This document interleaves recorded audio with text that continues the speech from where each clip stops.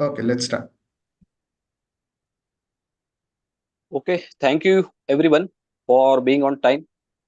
So without any ado, we will begin with the today's session. I will play homages to our ancestors first, and then we will begin. Gurur Brahma, Gurur Vishnu, Gurur Devo Maheshwara, Guru Sakshat Parabrahma Tasmai Shri Gurave Namaha. Uchchair Jagati Siddhati Dharmatashchet. Tasya Pramacha Vachanai Kritaketaraischet. Tesham Prakashana Dashacha Mahisureischet. Tanantarena Nipatet Punvat Pranamaha. Vande Gurunan Charana Ravinde. संदर्शित स्वात्म सुखाव बोधे जनस्य ये जांगलिकाय माने संसार हाला हलमोह शांति. Shri Ram, Jai Ram, Jai Jai Ram. So I welcome everyone for today's session. My name is Shishir Katote. By profession, I am a mental health coach and I own a company named as Satparva Education. So now let us come to the objective of global Brahmins. My guru always used to recite one verse repeatedly. He loved it. गोभिर विप्रैश्च वेदैश्च सतीभिः सत्यवादिभिः अलुब्धैर दानशूरैश्च सप्तभिर धार्यते महि. To make sure that the earth survives, we will have to make sure that the 7 elements survive. Which are the 7 elements? Govih, cows, Vipraihi, Brahmanas, Vedaihi, Vedas, Satibhi, dharmic women, Satyavadibhi, people who are truthful, Alubdhaihi, people who are not greedy, Danashuraihi, people who are very generous. To make sure that the earth is surviving and thriving, these 7 elements must be fully functioning. And for the same reason, we will see that since Satya Yoga, the Asuras have been attacking these 7 elements. And to destroy these 7 elements, they were first attacking the base of these 7 elements, which are the first 2 elements, cows and Brahmins. For the same reason, to make sure that the earth survives, Bhagwan or Paramatma has been sending warriors to rescue Brahmins and cows from the clutches of these Asuras. For example, Chhatrapati Shivaji Maharaj, he was known as Go Brahmana Pratipalaka. Why Go Brahmana Pratipalaka? Because he knew that these 7 elements should be there for an earth to survive. And for that, the first 2 elements should survive, Brahmins and cows. For that, he was known as Go Brahmana Pratipalaka. So every time we will see that there are warriors who are Brahmins and even non-Brahmins who are coming forward to save cows and Brahmins. Today we have in Kali Yuga one of those warriors named as G.S. Krishnamurthy ji as our guest.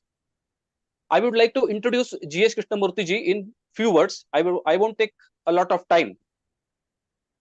So G.S. Krishnamurthy sir is a senior journalist of Karnataka. He was a chief reporter of Deccan Herald for 5 years, which he quit to start Oriental News Service ONS. And this ONS supplied news to Department of Information of Government of Karnataka in 18 districts. He was awarded the Press Club Award and Aryabhatta Award for his excellence in journalism. He is the founder of People for a Cleaner India, which fights for a cleaner judiciary, cleaner politics, and cleaner administration, cleaner media. He is also the founding president of Federation of HSR Layout Residents Welfare Association. He has been an author of a great book, The Great Brahmin Land Robbery. Why the invitation has been sent to sir for today's session is that even though we can see a Hindu renaissance, Hindus are definitely thriving.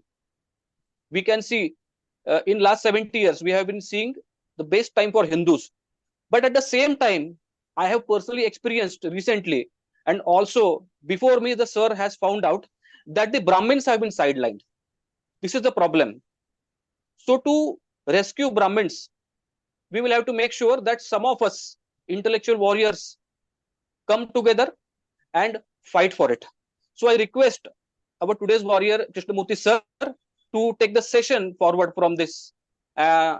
Sir, please, you can take this forward from this moment. Thank you very much, Shishi. your excellent introduction about the Brahmin community and your Guru Smarane. Everything was superb. I don't know how to describe. Words fail me. It's very good. And you also said several kind words about me. I'm thankful to you. And as far as the Brahmin community in Karnataka is concerned, my book is a novel. It's not a treatise. It's not an essay. It is a book which describes the trials and tribulations of a community and of a town and of a Brahmin because of the certain biased legislations introduced by Devarajaras at the behest of Indira Gandhi during 1974. Devarajaras ruled Karnataka for nearly 6 years as chief minister and introduced several legislations which were against Brahmins. He targeted virtually the Brahmin community and also the upper caste of Vokaligas and Lingaites. These three communities were greatly hit during Devaraja's regime. And in fact, Brahmins were the worst hit because Brahmins lost, several Brahmins lost all their lands. All our lands were taken away in the name of a Land Reforms Act. Some kind of a pernicious and sinister interpretations were done about lands being cultivated by Brahmins through others. They said, in fact, the name of my novel is The Great Brahmin Land Robbery. In fact, actually, it represents the hardship faced by several other communities, not just Brahmins, several others, the weavers, the blacksmiths, the goldsmiths, the Vaishyas, and several numerically small communities who are all divested of their land holdings because of this sinister, biased, inhuman legislation called Karnataka Land Reforms Act. It so happened that this happened to be the worst Land Reforms Act implemented anywhere in the country. Indira Gandhi insisted that Land Reforms Act should be implemented to help the poor. But it resulted in actually, in reality, it helped those who already possessed land. This was the bias there. And my novel is all about that and how it affected a Brahmin. And I describe who is the Brahmin, what was the type of life he led, and what are the difficulties he faced because of these reforms, and what happened to his own town. And I examine all these. We have two axes or two perspectives: the national level political developments and the state level developments. How it affected the community at large, and as also the state and the community and the Brahmins in general, how it affected. My novel is all about that, and I have written in a different way, using a lot of humor, and I have juxtaposed humor and pathos. And several of the incidents I've described here are taken from real life. They're all real life incidents, but I have masqueraded them under using some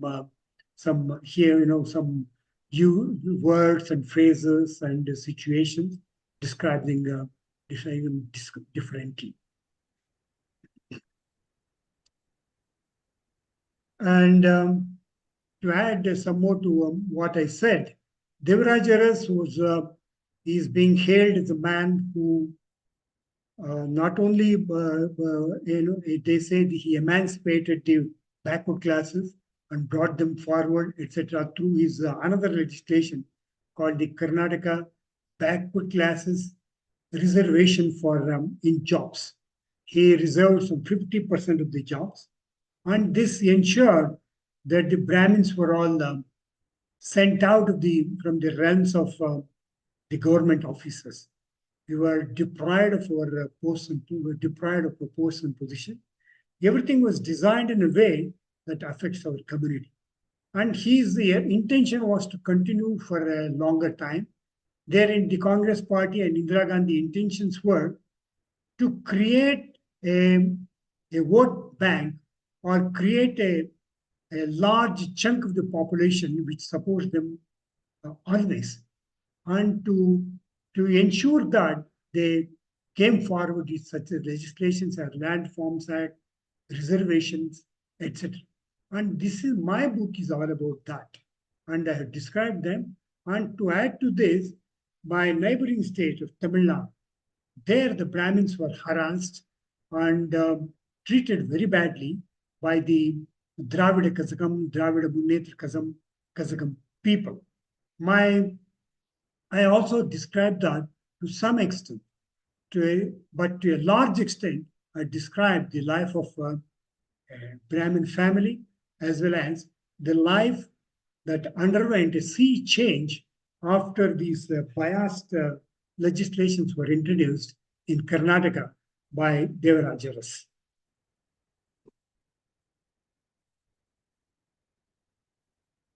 Yeah. Yes, Shishir? Yes. Okay. Do you want the audience to ask question if they have in this regard? Yes, they can go ahead and ask questions.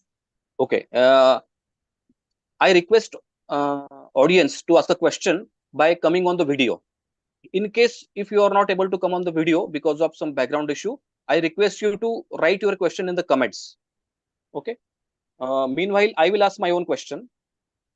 I have written a question for you. Okay. So, as the general consensus goes, sir, was not Devraj an impartial or upright chief minister of Karnataka? Well, those who benefited from the biased legislations of Devarajaras describe him as an upright and unbiased, etc. But he was not. He was corrupt to the core. In fact, he distanced himself from Indira Gandhi and founded his own party and tried to fight her at the elections after he lost his chief ministership, after he was expelled from the Congress party, and he did not succeed. But and his house was raided, and there was too many corruption charges against him. He was not upright or clean, and there was no justice to the people in what he did. He did not render justice to anybody. That's at least according to me, to the upper caste. He did not do, not to the Brahmin community. He worked against our community in more ways than one. Okay. Thank you, sir. Pradeep Mishraji has a question. Adarshi, can you let Pradeep Mishraji ask a question? Oh, yeah, I have some questions. And one question is that Zamindari Pratha was, demolished by Congress. And that actually ruined, the upper castes' prosperity in the country. I won't say it was the best practice, Zamindari, but that actually, gives some prosperity to some Brahmins. So, and even after that, Congress was voted in power by Brahmins. And I don't know why that corrupt party was called a Brahmin party when even Nehru was not a Brahmin, he was a Muslim.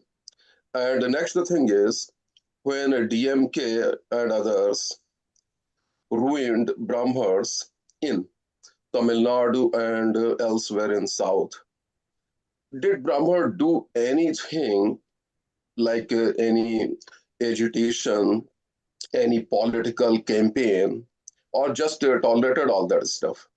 So these are questions, they always bother me. That Brahmins have been always leaders of the Hindu society, and Hindus actually, even these days, look at Brahmins for giving them some directions. So why Brahmins have given up that role of giving directions to Hindus? Because of reason, these days, I'm seeing not a Brahmin, but a Vaishya, Prime Minister Modi, is doing the work of Brahmins. He is doing the temples, he is doing performing pujas, he is giving leadership to Hindus how to behave like a Hindu. So those Yes. are things I think Brahmins have to introspect and provide leadership to Hindu community. And in Tamil Nadu and elsewhere in South, I believe Brahmins have given up their leadership. And that's why Christianity is, going too much there. And I Yeah, please go ahead. Yeah. I'm happy you raised these issues. They are very relevant and very good. Mishraji, the basic truth is that as are the Hindus, so are the Brahmins. Hindus have been tolerant for centuries, and they have tolerated atrocities committed against them by the Muslim rulers and subsequently the Christian ruler or British rulers. It's history is full of them. We know that how the Hindus themselves, they came together to fight one another and not to fight the real enemy that has happened. And as far as the Karnataka or Tamil Nadu is concerned, why the Brahmins did not protest against the biases, protest against the humiliation meted out to them, there are various number of reasons. First of all, we are, as you know, a minuscule minority, but our achievements are one of the greatest in all spheres. And some of these protests, etc., can be organized only if you are in numbers. Numbers matter a lot. Population size matters a lot. You can decide and throw out a government and bring in a government because of the type of demographic strength you have. That is not available to Brahmins, and that is one reason. And secondly, the Brahmins, like the Hindus, we are not an organized community like the Christians and the Muslims. They are very well organized. I don't like to go into deep into that, why they are organized, why we are not organized, etc. That's actually a different topic for discussion. But this has been the case. More Hindus and especially Brahmins were attacked. Were the first, they were the targeted first when the Muslims invaded India. Brahmin boys were killed. They came to know these are the temples. Temples are the places, and the Brahmins and the temples, the Hindu culture, is centered around temples and the Brahmins. Brahmin, or he was the purveyor or conveyor of the ancient knowledge, religion, etc. And the temples are the places where all these things mingled. So they attacked Brahmins. Brahmin women were carried away. Brahmin girls were taken away by the Muslim rulers, Mughal kings, and they were made part of their harem. And this happened even in case of Brahmin boys also. Brahmin boys were killed. They thought that by doing these two, we can annihilate the Brahmin community and their spirit, and in this place we can bring in the Islamic culture and etc. But unfortunately, the Muslim rule ended after the British came. British did it in a nicer way, but there was a lot of hypocrisy. They also worked against the Brahmin interest and the interest of Hindus in general and Brahmins in particular. Brahmins were targeted by both the Britishers and the Muslims when they came to India. They were the first, places of attack were temples, and the first people to face attack were the Brahmins. And Mishraji, you said about zamindari. Yes, abolition of zamindari may have resulted in some kind of a some kind of a prosperity for some communities, including the Brahmins in some part of North India. I don't deny that. But in south of India, there was my zamindari was not all that a very well established system. Most people had land, and even the Maharaja had huge tracts of land. If they found you an intellectual of high caliber, if they found you, you were of great help to the regime, Maharaja's regime, he would give you some, say, some 10 acres, 50 acres, 100 acres of land as a gift. And this kind of lands existed among people. All these lands, they were acquired not through any cheating or any usurping of others' property or through any other means, but through honest means. Your merit was recognized and you were given those pieces of land. But these gifts, they were also taken away. In fact, the Brahmins who got their land, they in turn donated to several temples.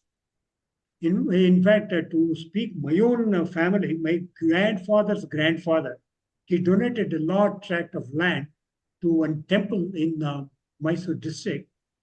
You know for what purpose? To conduct the temple card festival every year and to give food on a mass, to do mass feeding on that land. Now that temple does not have that land at all. Even those lands were taken away from the temples and given to people in the name of land forms. This is what is the crux of the matter, and this is what is not been debated well. Who got the land and who lost the land? Those statistics are not available even today in Karnataka. And what was the compensation the government gave to people who lost their land? The man who got the land, the land grabber, or the man who had called himself a tenant, he got the land, but he was not asked to compensate the landlord or the landowner. The government said, we will compensate the landowner. But in many cases, the compensation was not paid to the landowners at all. This was a kind of a extreme case happened in Karnataka. As I said it in the beginning, Karnataka Land Forms Act was the worst land legislation introduced anywhere in the country. And we had this, another part of the legislation was concerned about the land holdings. It said one can own up to 14 hectares of land or 56 acres of land. If you had excess of that land, you should give it to the government. And the government would take it from you and distribute it among the people whom it liked, who were its supporters. That happened. That you may call it a kind of a move to end zamindari, but not much, not many people were there whom we can describe as a zamindar in South. Because of various reasons, we did not have that zamindari system here. Okay, yeah. So that's understood. But again, my second part, which is more relevant these days, because we have an attack from Christians and Muslims on Hinduism, and especially in South, we do have a serious problem of missionaries. So what is exactly Brahman leadership doing in that regard? Are our the priests, pujaris doing anything against those conversions and motivating Hindus to follow Hinduism or something? Yeah. So that is my question, because in Andhra, AP, there is a Christian chief minister, Reddy, and so it's a Hindu state still. How a Christian can become a chief minister when majority is Hindu? So these are some questions which bother me. Yeah. That what Brahmins are doing to provide leadership to Hindus, that how a Christian can become a land of a land which is predominantly Hindu still. Okay. And so is in Kerala. Kerala is still yeah, Yeah. pretty close to, majority of Hindus, but still, we have, people who are favoring Christians, Muslims there. So I believe that unity and organization comes from the leader. And the leader here is supposed to be a Brahma. And Brahma's leadership is just not there. So that is my, one part of the question. Yeah, fully agree with you. The Brahmin has indeed failed in providing leadership, but they have done in their own restricted way how to educate the people. In Andhra Pradesh, as you said, conversions is on a rampant conversion is taking place, and so also in Tamil Nadu. Yes, it's true. It's the conversions is is on a large scale in both the places, but it's largely due to the bribes that's being paid to Hindus by the Christians, and the bribes, as you know, it comes from abroad. There are several organizations abroad, who are ready to fund conversions in, in India. And this is the major issue. They are given huge amounts and they are made to cross over from Hinduism to Christianity. And they are taught to say something against Hindus, and that's happening, especially those who convert to Christianity. Not many people are converting to Islam, but a large number of people have converted to Christianity in Tamil Nadu and Andhra Pradesh. Yes, as for the priests and pujaris, you cannot expect them to provide any kind of leadership. The enlightened sections among the Brahmins, they will have to provide the leadership. And these enlightened sections have become, they are very, some of them are economically strong, some of them are politically strong. They are not bothered about what is happening in the society at the lower echelons. That is one tragedy. And they have been, there have been attempts by others who are not Brahmins to fill up this gap and work for the welfare of the society in general and Hindus in general. For example, Sadhguru. Sadhguru has been doing his yeoman surveys in this regard. He has spoken in support of Hindus, in support of our ancient religion and civilization, and he has done it, and he has helped in bringing all these people together. And there is the greatest opposition that Sadhguru faced in Tamil Nadu was from the Christian community. They opposed establishment of his organization, saying that the land where it's been established belongs to the forest department. It's against environment. It all kinds of reasons, and they moved the court and they created hullabaloo, and all kinds of problems were created for Sadhguru. And now he has moved to Bangalore and he has started his establishment here. But this is the type of problems one faces when it takes on Christians or Muslims, because he does not get the right type of support. Political support is very, very important. EMS Nambudripad was a Brahmin, Nambudripad Brahmin, but he was a communist and he worked against not only Brahmins, against the Hindus in general. This has happened in Tamil Nadu also. Several leaders have worked against Hindu communities, even though in the heart of their heart they are all Hindus, and they worship gods and they worship Murugan and they do all that. But because of political posts and position and power, they do all this. This is the greatest problem, and this can be solved. This can be put an end to only when Hindus get organized. How to organize the Hindus? What should be done? That's that's a subject for a different discussion. But what you have raised, the questions you have raised, they're all most relevant, and it's happening. And if the conversions are rampant in South India, and they are more in Tamil Nadu and Andhra Pradesh, it's largely because of the fact that the poor Hindus are being bribed by agencies whose they're all mostly from the West, European countries and America.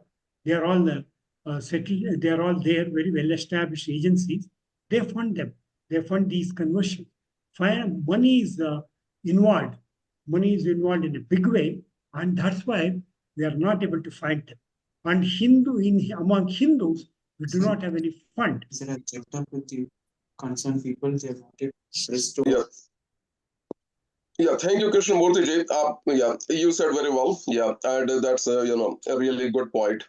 The only Thank thing you. which I was insisting on that Brahmins should accept their leadership role, and then Yeah. only Hinduism and Hindus will have a will to fight against Christianity and Islam. That was my point. Yeah, thank you. Okay, thank you, Pradeep ji. We have Gayatri ji raising her hand. Okay, Gayatri ji, you can ask the question. Namaskaram. Very nice Namaskaram. presentation, sir. Yeah. As you said, the Land Reforms Act had a very effective, it was devastating effect on even the family setup. I would say the Kutumba system broke down because of the Land Reforms Act, because agriculture was a basic unit which held the family together. That collapsed, so the joint families collapsed, and later even the marriages failed. So that is one thing. And in Kashmir also, just as you said, in Karnataka, there was a very bad implementation. Even in Jammu and Kashmir, they had a Land Reforms Act where they deliberately took all the land from the Brahmins and gave it to so-called poor and oppressive Muslims. And that led to the whole terrorism bit, and literally Brahmins being marginalized, and we know what happened later. I don't even need to go there. Having said that, I also would like to point out that we Brahmins, like people from our own community, have been at the forefront, being communists, like Sitaram Yechuri or so many other people. Like you said, Nambudiripat, what havoc he wreaked in Kerala. So our own community has done it to us, not only us, to the whole Hindu setup, because we are supposed to be the torch bearers. Now, how do we deal with the problem is one question, because the most vulnerable one in our community is the Archaka community or the Gurukul community, because they're really, really very pathetic, extremely pathetic. Now, how do we protect it? Do we as a community stand up? Because we don't have the king system, the Varna system no longer works. So nobody is going to protect us. So we have to do the role of a Brahmin, a Kshatriya, and a Vaishya, and a Shudra, all four. So the Archaka community, Gurukul community is actually the practicing Brahmin, Karma Kandas. And the rest of us, of course, they would be doing Sandhya Vandanam and other private pujas at home, but we are not practicing as such. So we protect the Gurukul community. Nobody else is going to come forward to do it. So how do we go about that? What are the solutions that we have? And then even we should even have somebody even physically protecting us, because I know there is physical harassment too. In Tamil Nadu, I have seen it. There is physical harassment. So, sir, what are your views on that? How do we protect Brahmins? And then how do we protect the Veda Patshalas also? That is also equally important, because that is the only, you can say, that is the only knowledge that we have. The great heritage that we have. We lose that, everything is lost. I would say Hinduism is lost. We lose that. So we have to protect that also, the continuity of Vedic chanting and Shastras. So, sir, your views on that? Thank you, Gayatri. You raised several important issues. The first and foremost is how to protect the Archakas and Pujaris. The government of Karnataka, when the BJP ruled, set up a fund to help them. There used to be some lands attached to every temple, and a part of the whatever that was grown there was given to the Archaks. Now the Archaks do not have that source of income. His life has become miserable. Forget about this. The most important thing that has happened is not many people are coming forward to marry Archaks. Not many women, they are not coming forward to marry Archaks. They're all now, because of the education, all-round education, most women are educated. They say we want somebody on par with our education. We would like to marry somebody who has an office job. So this has resulted in, a kind of a tumult within the society, and several temples do not have Archaks at all. This is one thing. And some people suggested, and the Archaks of Karnataka, when they approached the Sanghas and the Brahmin Sangha and others, suggested we should marry girls from some of the communities whose religious practices and beliefs are nearer to ours, or marry people from outside the state. This was suggested. In this way, we can protect the interests of the Brahmins, especially the Archakas. As far as is financial income, financial sources. Now, as you know, in the digital media, in the WhatsApp and everywhere, an interesting message is being spread. Most of the people who visit a temple, we drop some currency notes or coins into the hundi. Hundi means the place where a box is kept. That box is called the hundi. We used to drop there. Now the people are being advised not to drop into that, but give it to the Brahmin or to the man who sits in front of the temple begging for alms. Give it to them. Don't give anything you don't drop anything in the hundi. This is not helpful to the community or to the Archaks or to the state at large. We have a temple called the Kukya Subramanya Temple, which had an income of 32 crores last year, annual income. And this entire income goes to the government kitty. And the government in turn uses all the revenue that the temples generate for various other programs, and give it to all and sundry. And the question is being raised, what is that you get from Christian churches? What is that you get from Muslim mosques? They don't give anything back to the government. Why should you spend this money on them? And they are equating the money that the government spends on them with the money the temples generate. They're equating the two, and there is a big war is already on in South India to how to get back our temples from the hands of the government. We should see that these temples become independent, and the Hindu community should govern them, not the government. The Hindu community should be in the hands of the community. That's the thinking, and several people are fighting towards that end, and they have already succeeded. And you must be knowing Balaji. Dr. Balaji has been one of the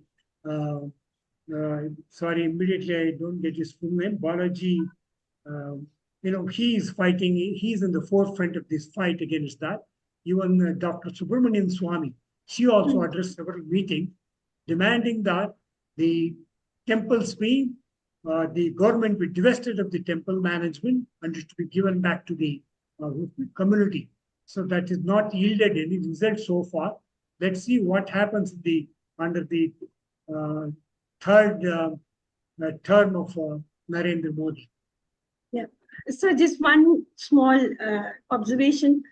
Just as you said, now people have started giving in the thali, like to the archaka themselves in temples money instead of putting it in hundi. Tamil Nadu government has now come up with an ordinance or a guideline saying that no devotee should be putting money on the thali, or if the money is put in the thali and given to the pujari, it should be put in the hundi. Otherwise, the pujari would be arrested. They've arrested some 2-3 people also. Last year it happened. So it literally it's total harassment. And out of the 44,000 odd ancient temples which are under the Tamil Nadu HRNC Act, that is the government, hardly 10% of it is run by Brahmin priests. So the attack is on the 10% where there are Brahmin priests only. Like they don't mind having ancestral priests of the other non-Brahmin, because it's not that all temples have only Brahmin priests. That's not the case. So the attack is only on the Brahmin temple.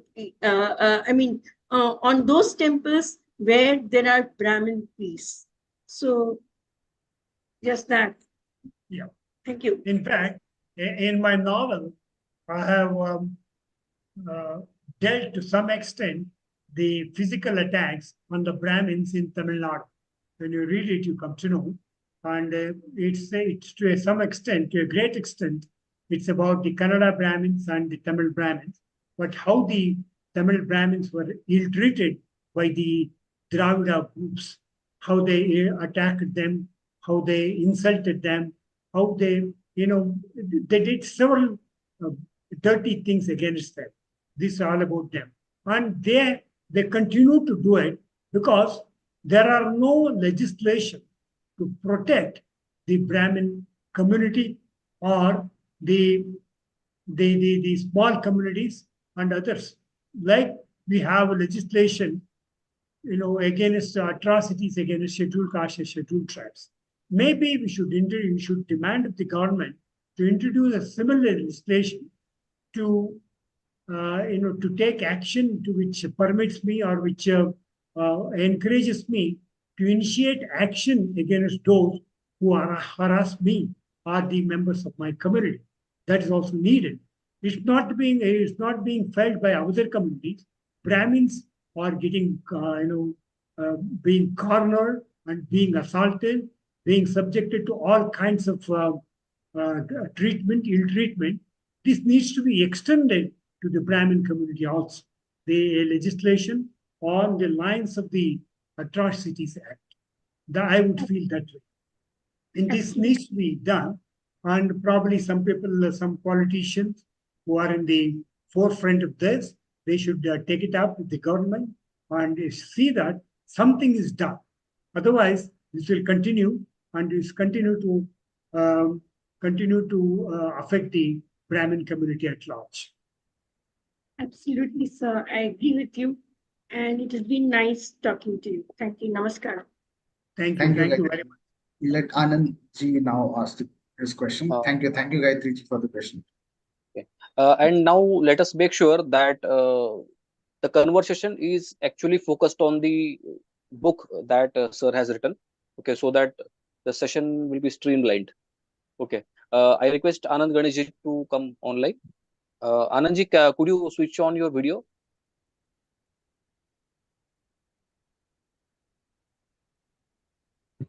I have switched on my video. Yes, I am. Yes. Okay. Yeah. Thanks for this opportunity. And thanks to G.S. Krishnamurthy ji for writing a wonderful book. I started reading the book. Well, it is well written. I started reading the book. It is just as a fiction, in the fiction style.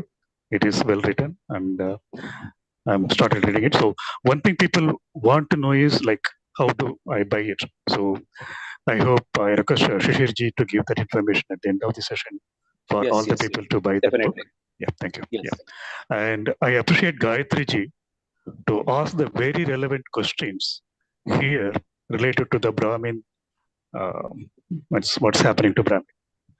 Krishnamurthy ji, my questions are like, I'm sure that Brahmins are under democide.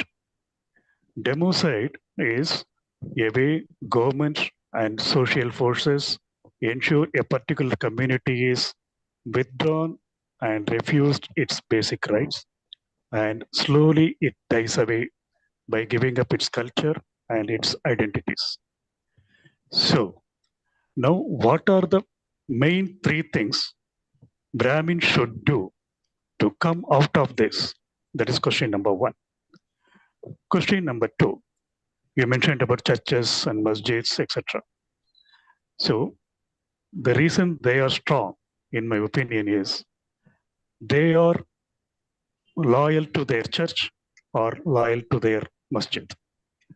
But Hindus in general, Brahmins especially, we are loyal to a political party. Our religion is a political party. So we have been talking about the priests in our temples. In Tamil Nadu, all the parties, including the party you think supports Hindus, have officially announced in their election manifesto that they will implement all people from all castes to become priests. So let us not start believing, trusting in one particular party, and any party will respect only if we become stronger. The people are trying to appease Christians, Muslims, CSTs, and OBC, etc., because they are stronger and they have certain demands. So my question again is, what are the most important things the Brahmins can ask, demand to every party for their support? That's my one question. Thank you. Ganesh, whatever you have said, it's all true, 100% true. There's no doubt about it. The most important thing is the Hindu in general, we are not a organized religion, as you know. And secondly, we do not have the funds at our disposal like the Christians and Muslims have. If you go to Saudi Arabia, you find lakhs and crores of rupees are reserved for the welfare of the Muslims and welfare of those who convert to Islam and welfare of the people who are fighting on behalf of Islam, etc.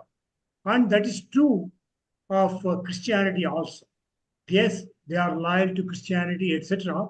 All this loyalty, etc., they all center around the funds they have. The Christianity is being run like a multinational corporation, like an MNC. You have a pope, and under him there are 52 archbishops. Under him there are some 1,000 or 10,000 bishops. Under him there are 1 lakh fathers. All of them very well established. And to this kind of an organization structure does not exist in among Hindus. Forget about Brahmins or any other community among Hindu. This kind of an religious organization structure does not exist.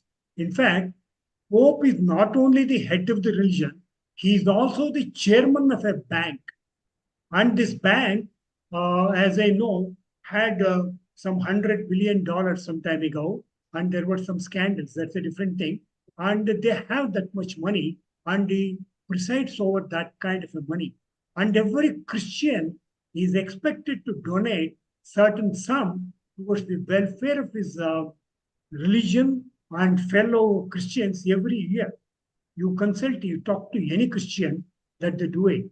This kind of a organized structure, it does not exist among Hindus because we do not believe it's not a monolithic religion where one God exists and one kind of a ritual exists, one kind of everything exists in a single number or in one way, in one respect, in one pattern. That doesn't happen among Hindus. Hindus, it's basically we follow certain other ways of worshipping it, and this differs from place to place, region to region, and everywhere. In fact, I myself believe that Sanatana Dharma is not a way of life or anything. Sanatana Dharma is a philosophy. This philosophy, those who believe in this philosophy adhere to Sanatana Dharma, and even if it differs from one place to another place, one group to another place, we adhere to them. This is the main issue. And you said, what should be done to strengthen?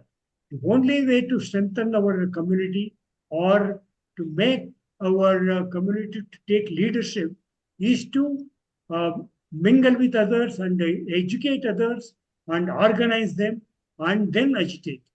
Ambedkar told his followers, first organize the people, then educate them, and then agitate. These were the three words he gave them, and they continue to do that. And our community is not doing that. That needs to be done. That way, you can not only take charge of your community's interests, even that of the Hindus in general. That's happening already. As you know, Hindus are coming together, getting organized. It's available in the last 10 years. It's happened, and it will happen more and more in the years ahead.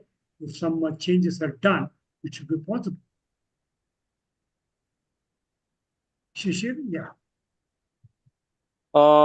Thank you very much for the answer. And I think now we will take the questions that were given in the chat session. Yeah. Okay. We will first take a question from Rajaram Venkatramani ji. He has asked 3 questions, sir. First question is, please tell me, why have you chosen to write a novel instead of a historical review? I was interested in writing a creative piece. When you read the novel, you get to know that is that only 2 chapters devoted to, one chapter devoted to national politics, another chapter devoted to state politics during Indira Gandhi's regime and Devaraja's regime, and how it affected the society at large and one Brahmin community in particular. That is the type of perspectives I had in my mind when I wrote this. And I was not so keen on writing a critical essay or a commentary on the Brahmin community. I wanted it to be in the form of a novel, and I've written it that way. That's the reason why I named it as the Great Brahmin Land Robbery, and I have also described everything in the form of a, like you find description in a novel. Okay. So thank you. The next question asked by Rajaramji is, when a democratically elected party passes a legislation, how can you oppose it? You see, that amounts to, if they pass a legislation against your community, a smaller community, it amounts to suppression and oppression. Some people keep speaking, you are suppressed and oppressed and all that. They seem to describe only when they are affected, when they are hit by legislation or by other people, that is oppression, that is suppression. When they do the same thing to others, they don't like to call it suppression or oppression. You must be knowing Galileo. Galileo is one of the greatest scientists. And he was against, the church said, Earth is in the center, all other planets move around it. And he said it's not true. And he was harassed by the church. And he said in his book, he wrote later, there are 3 ways to oppose oppression or suppression. That is, 1, to remain silent. Another is to exodus. You go to another country, another state, and oppose it. That is the second one. And the third one is you take on them. This is the third one, he said. These are the 3 methods he described, and he succeeded also. He went there, he went to a neighboring country. He first said, the third one he said was hypocrisy. He said, be a hypocrite. He said, I would like to follow the third method, hypocrisy. He told them, yes, I want to recant my statement. Recant means take back whatever the statement I had made. I recant my statement that sun is in the center, all other planets move around it. I will recant that. I agree with what the church says. So that is, the Earth is in the center, all other planets, including Sun, move around that and all that. He said that. Then he said he went to a neighboring country and said, whatever I said was all nonsense and untrue, and they are all set of lies. I was forced. I said it. Do not believe. This kind of a hypocrisy he found. He said these are the three things: remain silent, or exile, go to a different country, or follow the hypocrisy. And he said, I would like to follow the hypocritical method. Probably there is some light for us there too. You will have to, if you want to achieve what you think is right, these are the three methods available to you. Thank you. The third question is, which Anand Ganesh sir may like, what has BJP done to counter the legislation politically? Which legislation? This land grabbing. Land reforms? No, they did not counter. They have done it. They even supported that because of vote bank politics. They had to garner the votes of these Tamils, and they did it. Like it's happening in the case of reservation now. They cannot, they can't speak openly against any community, any reservation, etc. They have not done it. They are not done anywhere. Thank you. We will take Satya Prasadji's question as well, but first we will finish these questions. Okay, Gayatri ji has been finished.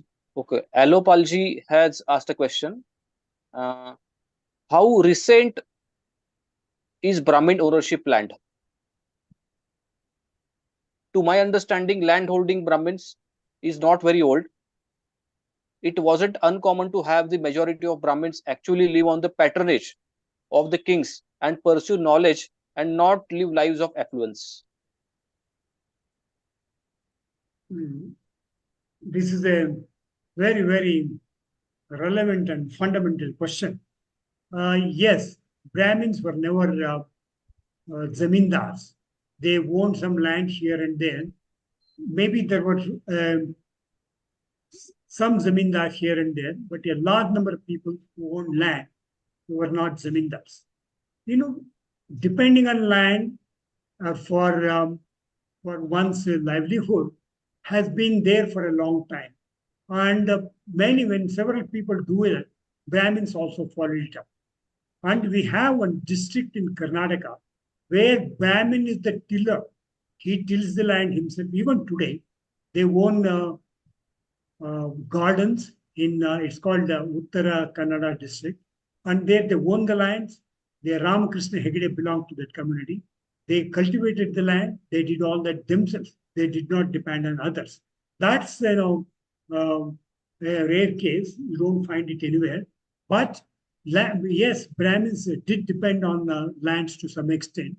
And the lands were mostly given to them by the Maharajas or rulers and others for the services they rendered. In Karnataka, the Maharaja of Mysore donated land, large chunks of land to Brahmins and others, not just Brahmins, others who rendered service. In his army, in his medical forces, in several places, people who rendered, they were all given small chunks of land in lieu of the service that they rendered. That is how the Brahmins also got their land. One man who was the governor of Reserve Bank of India, and his relatives owned some 100 acres of land in my town. And they got it because of their merit and because of the type of, they had migrated from Tamil Nadu to Karnataka, and they rendered yeoman service to Maharaja of Mysore. And they were extraordinarily great in mathematical geniuses, and they were good in accounts and mathematics. And the services were hailed by Maharaja, and they gave them a huge chunk of land. And they lost all of them in under Land Reforms Act. That's a different thing. But I am telling you about the ownership, how the Brahmin got the lands were basically this. And as I told you in the beginning itself, my own great-grandfather was a doctor in the Mysore Maharaja's palace, and he was uh, adept at curing elephants and some of the animals when they were hit by diseases. And he was given a chunk of land, some 8 acres or 10 acres, and that's how he got it. He got this land. So this has happened both ways. This way, and people also they also got ownership through purchase, and probably when they worked in temples, they were donated land.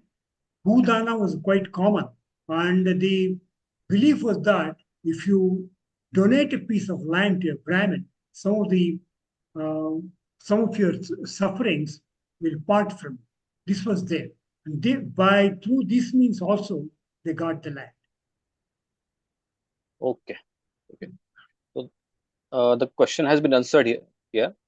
We have the next question from Anibitra Chakraborty ji. Has there been any desire even to ascertain the amount of Devotar properties lost in India ever since 47 up till now? Yes, sir. This is a very important question. In Karnataka, there are no efforts have been made so far.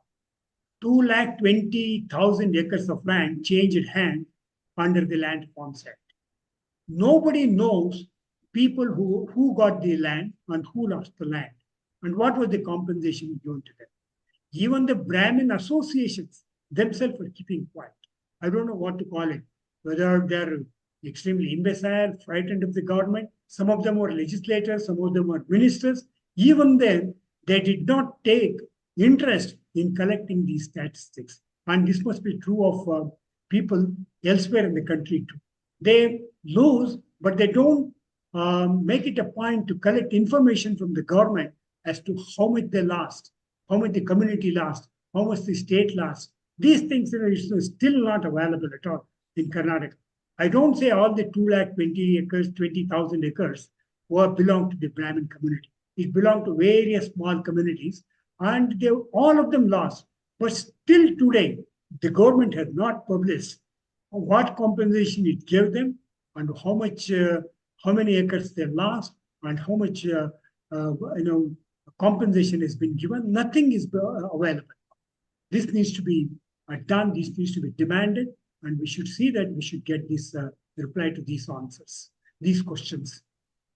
Okay. Deepak Mishra ji was raising his hand. So if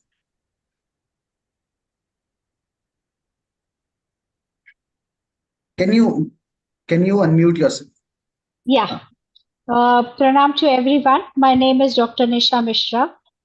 See, I'm whatever political things we are discussing, I'm little new to this, but I have certain points to raise.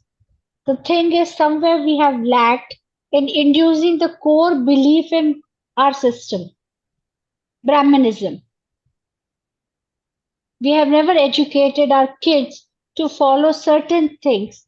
We never explained them the scientific aspect of it. I will take a small example. We were never in a position to explain people why women of certain age are not supposed to visit Sabrimala, which is a Mukti Dham. There is a scientific reason, isn't it?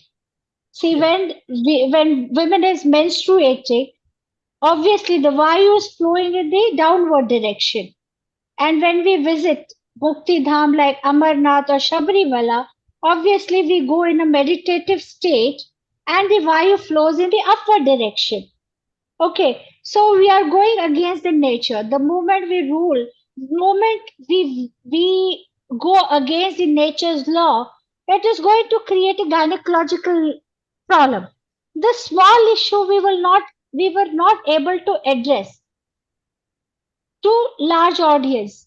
So somewhere we were not able to convey the knowledge what we have to our people, and in that process we have lost our roots. And land related things or not having powers is a byproduct of it, because the knowledge was never transferred, the scientific aspect of was never explained to people. Now I'm aware, like for presidential candidate, when presidential thing was happening, there were three candidates. One was a Brahmin, Supreme Court Justice, then Draupadi Murmu, and there was one more person. Just because of the vote bank thing, Draupadi Murmu was elected. So don't you think we have to first, see, Israelis, they are very small in number. They are fighting for their existence, isn't it? So even we need to get back to our roots to make people understand that we have a knowledge, and then when we build that knowledge, automatically the trust will believe. We never insist our kids to go to temple. We never explain that why there is a need to go to temple. Why there is a need. So these small things we have forgot. We are talking about big terms, big things.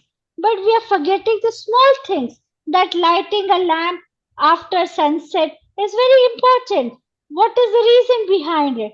Once we induce this kind of knowledge in them, automatically we'll be able to, retain or survive. Or maybe, I don't know how to put it, but I feel we are lacking somewhere in communicating our knowledge to people. Yeah. Yeah, no, I fully agree with you. Be relevant. This is my first session, may not be relevant. I'll go through your book to understand what it is. But definitely, I feel we have lost somewhere in between. Yeah, no, I fully agree with you. The loss of the effort to inculcate Brahminical values among children. Yes, it's a very, very important issue. Why we have not done, why we are not teaching our own children our own values, etc. It's important. As you know, there used to be a man by name Macaulay.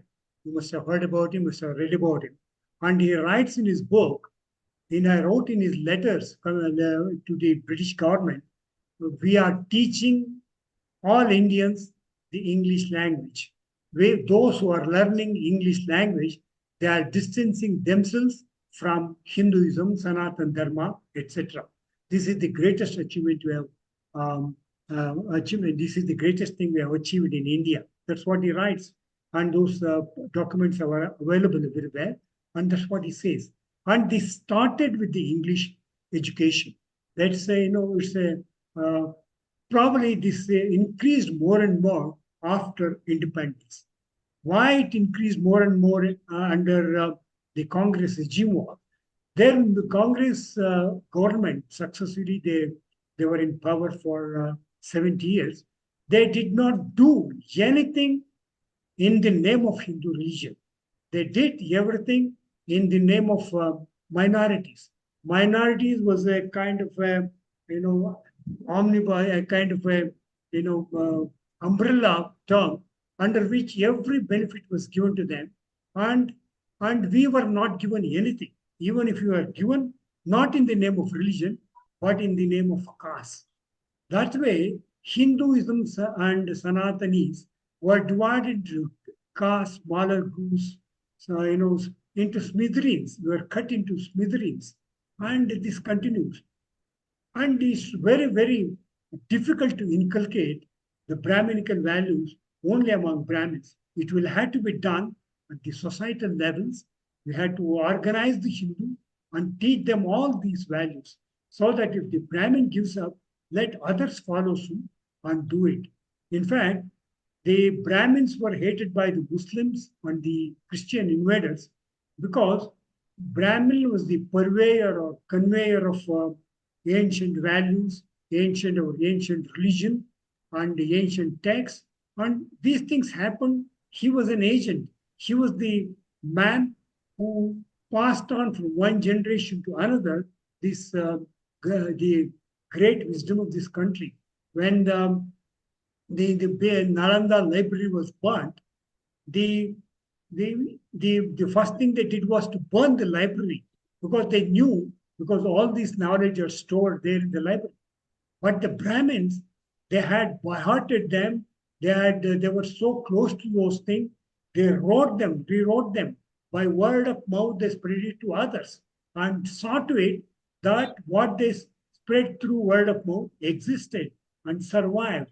And whatever we have today, it's because of the efforts made by those poor Brahmins, they say some 500, 600 years ago, when the libraries were burned, temples were destroyed, all these things happened. Yes, now we are in a civilized society where everything is questioned. And you mentioned just now, we should lit a lamp in the evening hours. We should not go to Shabarimala. Yes, these are all great things. And this needs to be taught among the Brahmins and explained to them in a way that he believes. Because even among the Brahmins, the times have the times when he accepted what his father said and believed and practiced it, preached and practiced, and saw to it his sons and the progeny learned it. That habit is not there. Now everybody questions. And as I said it in the beginning itself, there are no pujaris. There are no havyaks, people who perform homa, yajna, yaga, etc. Their numbers are dwindling.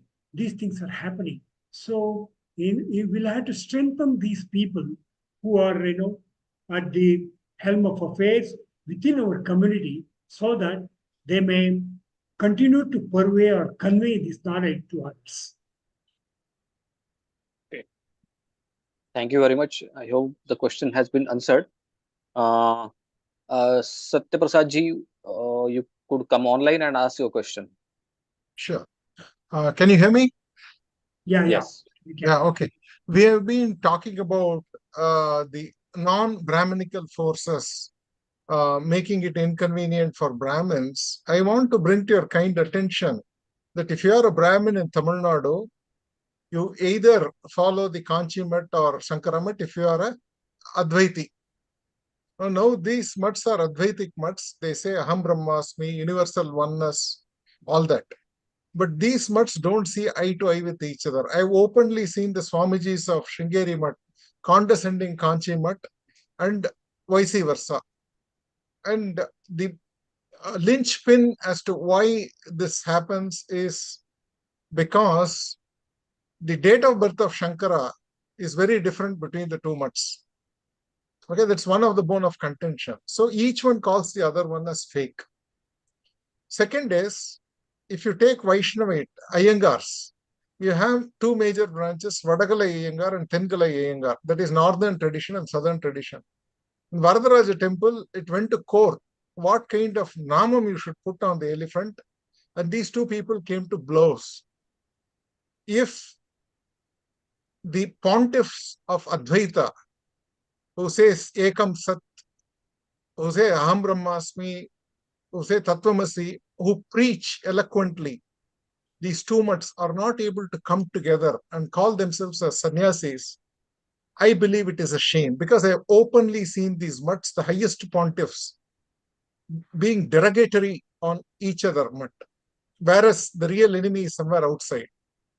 So I believe that we as a Brahmins have a fundamental problem, because we have to go to the Shankaracharyas of Kanchi and Sringeri and say, please behave yourself. You are not being the right leaders. You have no clue of what you're talking about. You don't know anything about Advaita. You are criticizing each other instead of bringing the Brahmin community together. My humble request, Krishnamurthy sir, is we have to find some means of advising the Shankaracharyas to behave properly so that the Brahmins are not, frittered away. Thank you. Sir, Dr. Satyaprasad ji, I fully agree with you. What you said about these mutts. Some of these mutts are very, very rich and also arrogant. And they have their own way of describing things, and which is not beneficial either to the community or to the nation at large. Recently, these four Shankaracharyas, as you very well know, came out with a statement that they are opposed to the Sri Ramalalla temple being inaugurated. That they did it. And they They are not able to face the public now. They are not able to give an explanation. And some of these people had also issued a statement a couple of years ago supporting the Congress party. And the Congress party leaders visit Sringeri temple often. And it's not the case with BJP leaders. Congress party leaders, prime ministers, and others visit Sringeri temple. And sorry to interrupt. Sringeri is also head over heels, and they glorify Tipu Sultan like anything. I know. Yeah, agree. Yeah, they have given him some in some temple somewhere, some donation. So they continue to praise. And much more than that, the Rajiv Gandhi was asked to perform a homa at Sringeri between 19 and 1991 at a cost of 22 lakhs. I quote these figures because I've been a journalist for a long time, and we were told to cover that, and we did not go there. Our correspondent filed stories about that. And as we know, he died after some time. And, these people have huge funds at their disposal. And many people have donated that. And if they have funds, I personally feel you can call somebody a Jagat Guru if he has virtues in his face and if he has Avadhuta Shakti. Avadhuta Shakti means he should be able to imagine what's happening in your mind and provide some solution to that. That is the Avadhuta Shakti. Or you should be Vak Chaturya. Vak Chaturya means you should be able to convince everybody with his speech or preachings, and such that the society at large is at safe. In the safer hand, there is some improvement, there is some dharma in the society. Many people do not have these two kind of, unique, what should I say, these kind of values or these kind of unique qualities. They do not have it. This is unfortunate, most unfortunate. And they continue to call themselves, they produce videos on themselves, and the videos are available everywhere, and they want to be venerated without possessing qualities which demands veneration. You cannot demand respect from others. Others should respect you after they recognize certain great qualities. That's happened. That's not happening. Probably it happened with Mahaperiyava in Kanchi, and Shankaracharya, Adi Shankara, and such others. But it's not the case with present day Matadipatis. I fully agree with you. Many of the Matadipatis have failed and they've become another, what should I say, societal force. That's all, catering to some small community. And sometimes they come out with a controversial statement, as you rightly put it, Dvaita, Advaita, Vishista, Dvaita. And as you see, the Tengala and Vadagal, I know that those controversies, I don't know why they rise such thing. Probably we should have some Brahmins who occupied greater position. We should have councils comprising only them. They should counsel them. They should tell them, don't go to the court, don't do it. Somebody who can advise them. Unfortunately, that's happening. That's not happening. That needs to happen. If that happens, probably there will be some improvement. Otherwise, we will continue to suffer. Somebody to take the initiative and do it and tell them, call the spade a spade, and tell them these are the blunders you are committing. Don't do it. It affects us and affects all of us. This needs to be told. And I'm happy you raised this issue, Dr. Prasad. Yeah, okay. Yes, madam. Deepak Mishra, madam. Yeah. She has a question. Kindly unmute yourself. Okay. Am I audible now? Yes. Yes, yes. Sir, there is one bigger threat to us in other way also. Now you see there is a sudden surge of Bhairav Upasana on internet. Bhairav Upasana. They are giving mantras, Bij mantras, just like that. You see the podcast of Ranbir Elabadia being at Rajashri Nandi or from people from Kamakya, and people are just mesmerizing by those processes without understanding the consequences of what is going to happen. I mean, we are losing the Guru Shishya Parampara in between because there has to be a Guru which was supposed to be Brahmins earlier to control that energy, because Bij mantras are not simple this thing. So we are actually bigger threat is in front of us. Even that need to be addressed. Yeah, I do not know much about what's happening in Tamil Nadu as far as the Bijakshara is concerned. Maybe sometimes, these things happen. They are doing it, and some of our own people work against our own interests. Bijakshara should not be, as you said, it should be from Guru to Shishya.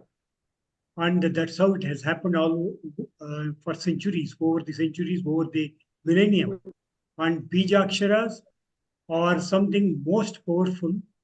And I personally believe some of these Bijaksharas are responsible for Brahmins being more intelligent than compared to several others. I don't say there are no intelligent people.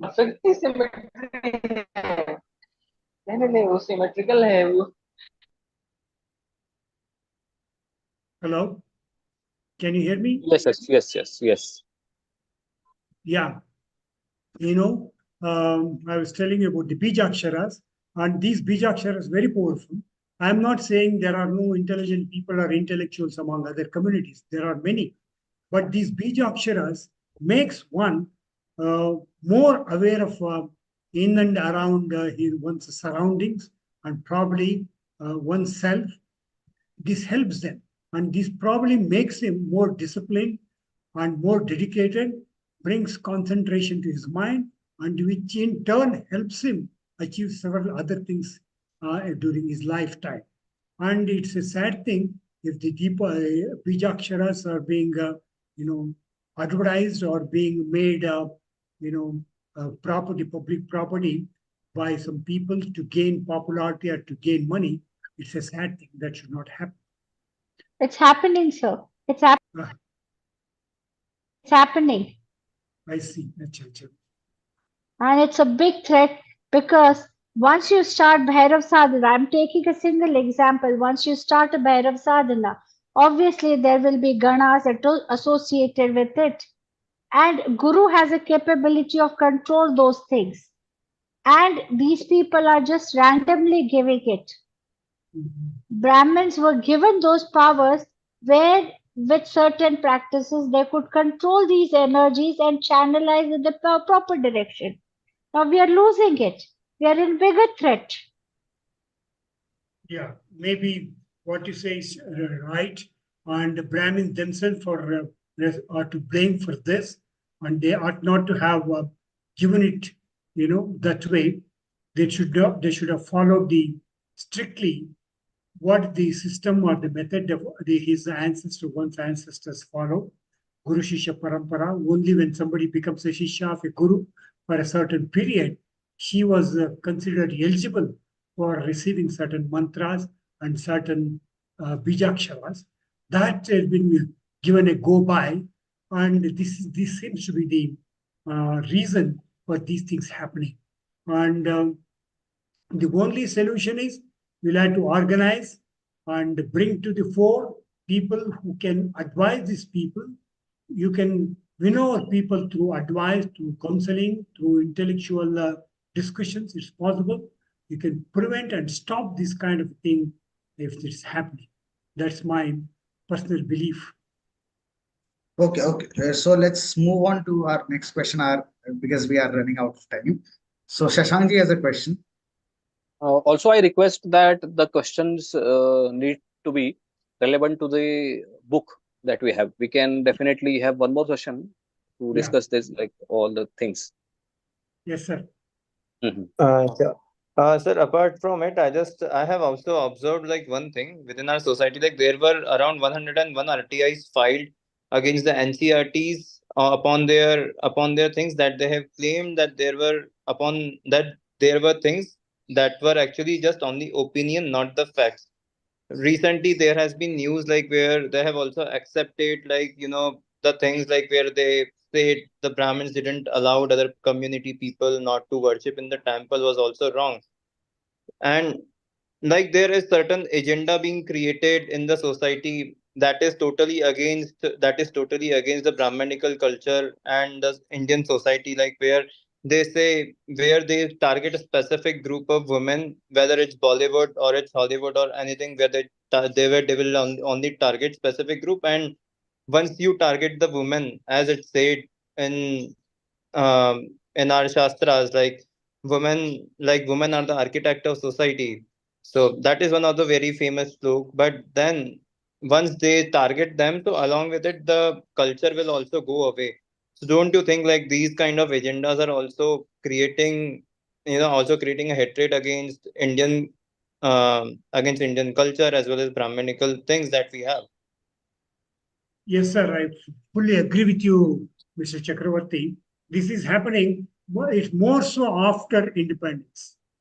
JNU, or the Jawaharlal Nehru University of Delhi, the number of people who were there as professors, they came out with books which were virtually, biased and full of falsehood. In fact, Arun Shauri, he was the first man to expose these people, and he said, "What is that? I forget the name of the book. Excellent book on wherein he exposes all these people, how they got huge scholarship and wrote this kind of a thing." And majority of them, why majority? Almost all of them who wrote these books, they were leftists, they were communists, and they were bent on writing these things. And they they succeeded in their narrow, what should I say, narrow aim of defaming certain people, certain communities for their political ends.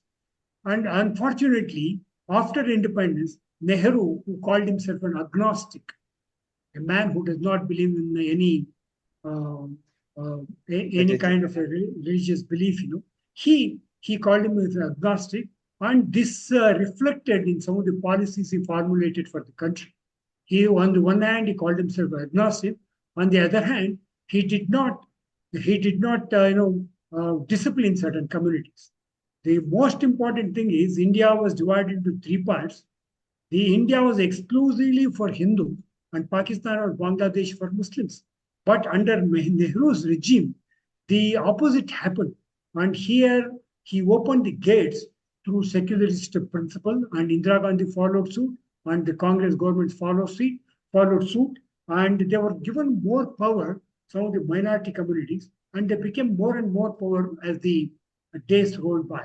And this is one reason why we are not able to face them. Yeah, as you rightly put it, through RTI, we are able to contain them. We are able to control them. This needs to be done. This effort should continue, because it's an intellectual battle, and it's a battle between truths and lies. If there are lies, we should question them. We should demand of them explanation for the lies they were written about. Or if somebody produces a film, or if somebody writes a novel, somebody writes a poem about you or about your community, there need to question them. Only when they question them and tackle them will there be some kind of a semblance of a discipline among them too. They also will not do this again and again, like it's happening during election time. Many people made some false allegations against political parties against each other. They moved the court. Similarly, here too, there is a separate court for politicians. Now we should demand a separate court to deal with religious matters and intra-religious matters, etc. Then probably we'll bring some kind of some solutions to some of these recurrent problems. Thank you so much, sir, for Okay. answering. Okay. So actually, sir, we are running out of time. If anyone else has questions, then they can write those questions in the WhatsApp group that we have, and then sir can answer those questions via text or audio as well. Regarding how to buy a book, you will have to pay sir personally on sir's GPay account, right? So the details can be given in the group that we have, and the link will also be provided where the book can be bought. Thank you very much, Krishnamurthy sir, for being here. Krishnamurthy And ji, I you can request dictate your Adarsh email. ji, Adarsh ji, I request you to come on board to take this further.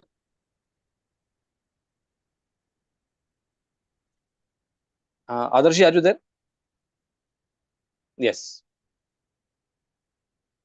Okay, so first of all, thank you everyone for coming, especially GS Krishnamurthy ji and all the audience. Also, thanks everyone, thanks to the audience for patient listening. So I need to tell you something. So Global Brahmin Organization, we all know, Global Brahmin Organization wants to focus on two projects that we prioritize.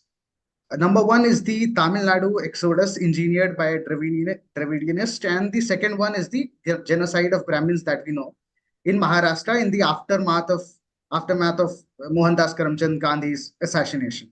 So we want the Brahmins who can do research, documentation, and also we want first-hand accounts, of course. So those who want to do these, our organization will give them a helping hand for sure. Also, videos are needed to be recorded. So videos are needed to be recorded upon these mishappenings so that our coming generations can, get what Brahmins faced before this generation passes away. Also, I will request the Brahmins who suffered these genocides, immeasurable sufferings to come, and because of their Brahmin identity, they suffered these sufferings. So I will request them to come on the video to talk and tell what they suffered and to tell the world that these are the sufferings they went through merely because they were Brahmins. So this is the objective that we have, and these two projects we need to focus upon. So if there are people, kindly make them contact us so that we can organize programs where they can come and they can dictate, these are the things we suffered. So thank you all again, and uh, thank you especially to Krishnamurthy ji. So Krishnamurthy ji has taken his time and came to enlighten us. And thank you everyone. Thank you to the audience for patient listening. We will again meet with another author to talk about the sufferings and the issues Brahmin community faces every day. Thank you, Adarsh. Thank you, Shishi. Thank you, Adarsh. Thank you, Rajiv ji, and thank you, Anand, for all your cooperation and encouragement. What you rightly said it, and your projects are superb. And there is need to be there need to enumerate or record the type of suffering that the Brahmin community suffered during the Mughal time. That needs to be done. And in Goa, you have a number of Brahmins were forcibly converted to Christians. When Xavier came here to take up the cause, that needs to be highlighted. Kashmiri episode has already been highlighted, and this is happened in Tamil Nadu. The type of harassment meted out to the Brahmin community needs to be highlighted. I'm happy you're taking up these things. It's good for the community. On behalf of the community also, I thank you people for the initiative you've taken. Thank you all very much for participating in this. Thank you. Since we are running out of time, we can't take more questions. One small point, since you have mentioned Goa, there is one person in Bangalore, Century Developers, Dr. Dayanand Pai. He is basically Kashmiri Brahmin and who was forced to migrate to Goa, and then he settled in Bangalore. We can take help of such influential people who have really gone through this kind of tragedy, and definitely it will make an impact because they are highly successful in the society. With this, I conclude whatever I'm supposed to say. Thank you so much. Thank you, ma'am. Thank you. Thank you. Thank you. So let's wrap this session. Thank you, everyone, Yes. again. Thank you, Krishnamurthy ji. Thank you, Shishir ji, for hosting. Thank you, audience, for patient listening. Thank you, everyone. Thank you, sir. Thank you very much.